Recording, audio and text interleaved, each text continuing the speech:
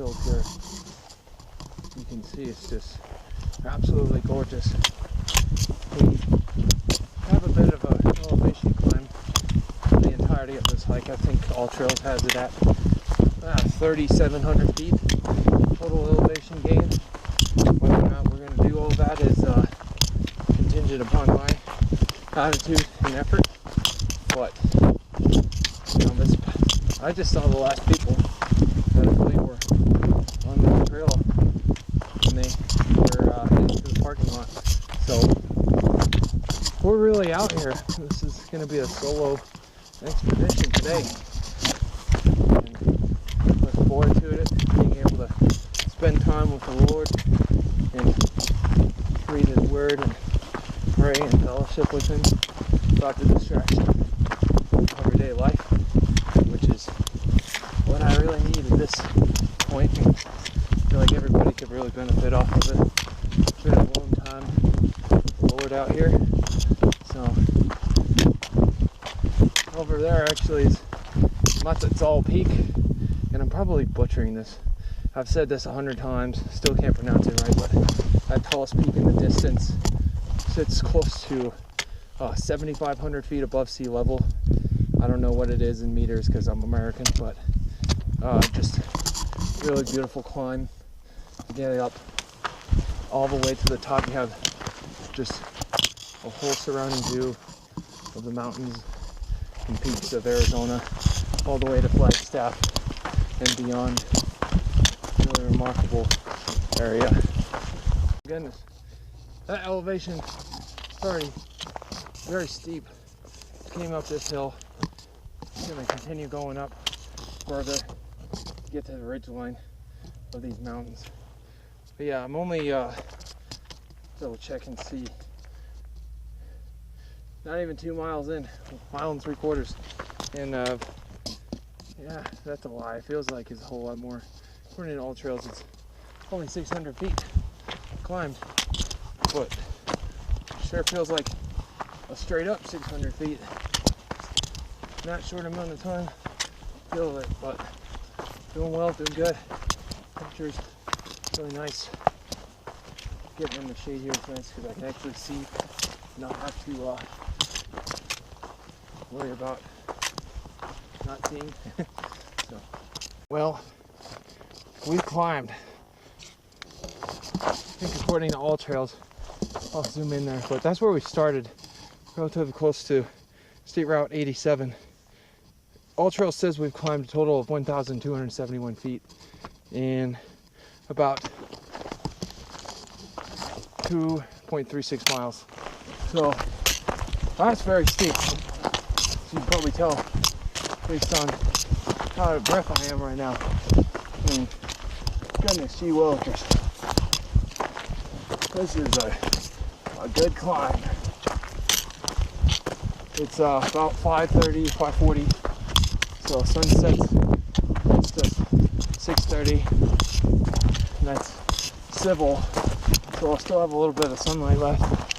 I saw on the map, it looked like maybe a mile or so away should be a good campsite. But right now I'm kind of in lookout mode for any campsite. Let's see what we can find. I prefer to go up a little higher. I don't have to climb as much tomorrow. It makes the rest of the hike easier. So I'm gonna keep on trucking up this steep trail. Not a soul in sight. They all know better than climb up this crazy trail. Just give you perspective. Down there where those buildings, that road, that's where we started about, an hour and a half ago, give or take. So we are up here, ladies and gentlemen. We climbed almost 1,800 feet, less than 3 miles. This is insane. Out there in the distance are some notable landmarks and features of Arizona. That big old body of water is Roosevelt Lake, one of our larger reservoirs, which is just dammed off. part of the Salt River and Tonto Creek and a couple other creeks like the Cherry Creek that fill up and provide drinking water for most of the metropolitan Phoenix area. That tall mountain with the arrays of dishes and towers is Mount Ord. Find that one. And then mentioned and pointed that mountain out before in the distance is Mazatzal Peak. It's a very prominent mountain range up in here. And then out in very far distance to the northeast of us is the Mogollon Rim. We are getting close to dusk, practically in the golden hour. So keep my eyes peeled for a good campsite. I'm having a feeling that there should be one close by. I think I'll be okay having a fire maybe. I could work in a jiffy, but it's probably going to be a better one. That's neat.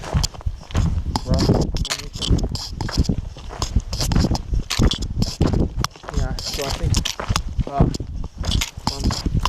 navigationally wise, the trail's going to continue off in the distance there. Pop out on the mountain there, and then we've kind of spotted out. It's going to work its way down, following Deer Creek. So, but that's for tomorrow. Right now, we need to find a campsite. Well, here we are at the campsite, setting up here on this saddle in the midst of the mountains. This looks like a remnant of a fire pit. I'm going to restore it and probably place it closer to here. It's a little windy, but we're not too concerned about starting a forest fire with the season that we're in being more rainy and such. So I'm kind of getting colder. So, but yeah, this is it. This is home for the night. Got ourselves a REI tent, Cedar Summit sleeping pad, and a down quilt, and then I got another quilt to put on too, and a bunch of base layers and things like that. This gonna be some good colors out in the distance for sunset. So then sunrise should be coming up over this way in the morning. So, well, it's way too windy outside. I am not gonna be held responsible for starting a wildfire, so we're just gonna kick it in here in the tent. Feels pretty good anyways, with the reprieve of a rainfly coming up overhead. So just gonna have some food and probably go to sleep really early. I didn't sleep all that well last night, so it's just gonna be a nice way to rest and just, you know, read the Word of God and recharge, be ready for tomorrow's hike. So we're gonna have a good old chill night and get to it. Okay, sunrise at the campsite. I didn't sleep a lick. Hardly slept any at all because it's just so windy and the tent was getting battered. And it held up all right, but waking up to this is what's worth it. Or honestly, just opening your eyes to this is what's worth it. Pack things up, hike a little more, and then get headed home. Got some things to do later on, so yep. Oh wow, just keeps climbing. This trail does. I mean, we haven't even crested. I think the trail is wanting us to go deeper into the mountains there. Whoops. Not sure how much further, but before we cut running into the creek. I mean, there's a good camping spot right out there that, you know, wish I was in. Last night was really windy. This one may have been a spot too at one point or another, but it's been taken back by the Manzanita. But after climbing straight up that short bit of distance, I didn't want to go any further really. It's pure laziness, but hey, you know, bird in hand's worth more than two in the bush. as the saying goes. But the sun is creeping up, it's starting to heat up, but it's not warm enough for me to justify taking off my layers on, you know what I meant. But yep, getting into some real thick manzanita. Looks like we'll be slowly approaching or getting into pine, ponderosa pine. We're close to 6,000 feet of elevation right now, but what ends up happening is they have these fires that come through here, and it takes, you know, hundreds of years sometimes for ponderosa pine and other larger coniferous trees to grow back. But these shrubs, these bushes that the manzanita here are, they grow relatively quickly, and you know, you can look out in the distance, all these hills and the mountains, they're covered in it. So anyhow, I'm gonna keep on trekking, keep on getting some miles in. Thank goodness it's flattish and not uphill. We really like that, so gonna keep going. Well, here we are. We've got a real good view of Mazatzal Peak, and don't know what the other peak names are, but I climbed that one. I climbed it.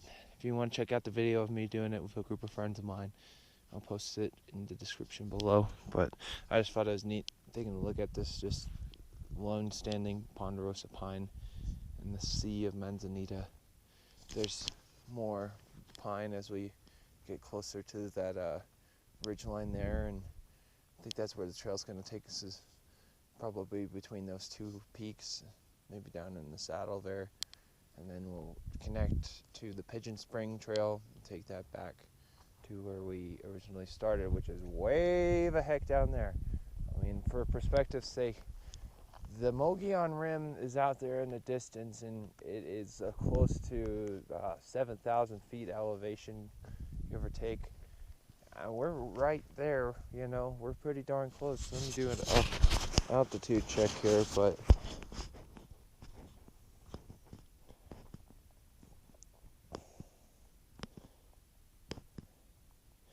oh shucks, man, I'm getting bad at this. Well, we're at about 5,846 feet above sea level. Relatively high, it's higher than a mile, you know, so you feel it coming up on this hike. I'll definitely post a description of the All Trails route that I'm taking, because yeah, the one that I did it clockwise. You can do it counterclockwise, which would mean you go through down in there and then come back around this way, which I don't know, I feel like this one's probably easier, or you get the hard stuff done first, and once you know, get to the crest and the ridge of the mountain there, and you just head down and follow the creek, you'll be a lot better off that way. But we'll see. Gonna keep on trucking. All right, guys. So we made it to this Forest Service road that would connect all the way back through into Deer Creek. But for the sake of time, I'm gonna just head back exactly the way that I came. Hiked a total of 7 miles, gained about 3,000 feet of elevation. So the temperature and biome difference up here is astonishing. I mean, we have some Douglas fir saplings with the ponderosa pine. But yeah, I was looking at, there's another trail that goes down that way, which is I think the South Fork of the Deer Creek, and it's doable, but I actually looked and it's a little bit longer distance, so I have some things to do later today, so I need to get back quicker rather than later. So we're gonna hightail it off the mountain back to the trailhead, which should be relatively exciting based on how steep this climb was. Going down's gonna be a whole lot more fun than going up. But look at the Mazatzal mountain ranges there with the rich red coming from the iron deposits laced within the granite. Just unbelievable amount of minerals here. Most of these Forest Service roads that are created were at one point or another used for logging or mining operations. There's tons of quartz out here, so that would lead me to believe that there was definitely gold mining at one point or another here. Whether or not it was successful is another thing, but you can always look online on the Geological Survey, United States Geological Survey, USGS, and they can tell you the amount of gold that a certain area produces, either in lode or placer. It's so windy, it's taking all the heat out from me.